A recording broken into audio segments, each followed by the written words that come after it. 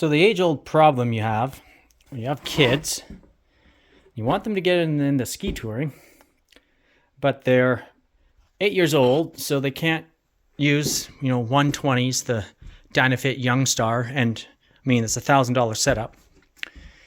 You can get the there's a little Trekkers adapter for kids. I think it's like $250, $300. But I came up with another idea. So you got their boot here.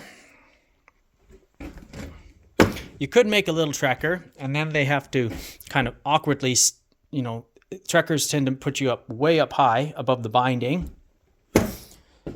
And walking in ski boots is not that comfortable. So here's the other option. 3/4 inch plywood, trace the boot, fits in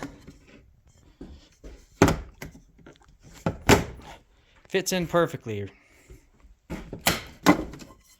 Then you get them some, in this case free, used cross-country ski boots. You could do it with the old pin system also, but I found these boots. These skis were sitting in the shed. They're long past overused. These skis were actually adult skis, but they fit the kids. These skis were already delaminating. I just left it on the ski, trimmed around. Here's the system. So, glued it together here using Gorilla Glue. Took out this screw here, replace it with a longer screw that goes through both pieces of wood perfectly. But the key point is here. You see how I notched that at the very tail end there? It's for a very specific reason. If you do this, right, sounds perfect.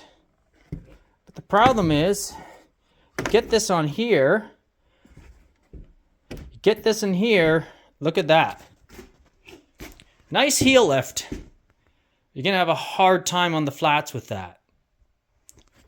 So I thought about it, and I came up with a little solution here. I haven't glued that together yet.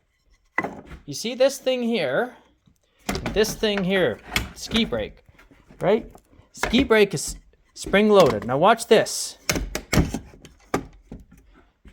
Go underneath. That notch fits into there perfectly. The ski brake is spring-loaded. It's holding it up. The front is far down. Now, that's much better, isn't it? And guess what? If you're planning on climbing steep,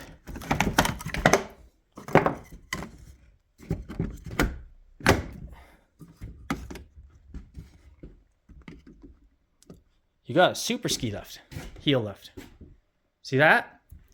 Now, obviously, this is a little bit more clunky than a nice Youngstar Dynafit system, but those boots weigh a few ounces.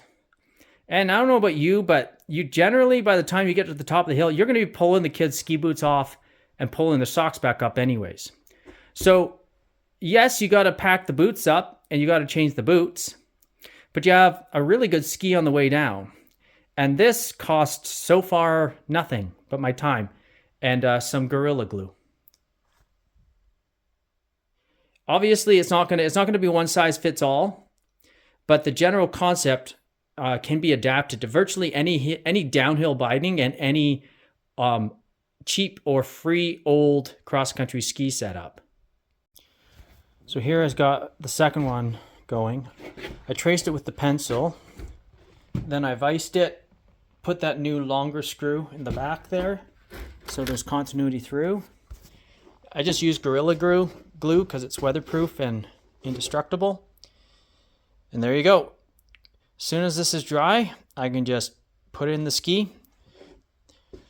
Take an old expired pair of skins, trim them down to these 110s, and we're going ski touring for the cost of Gorilla Glue.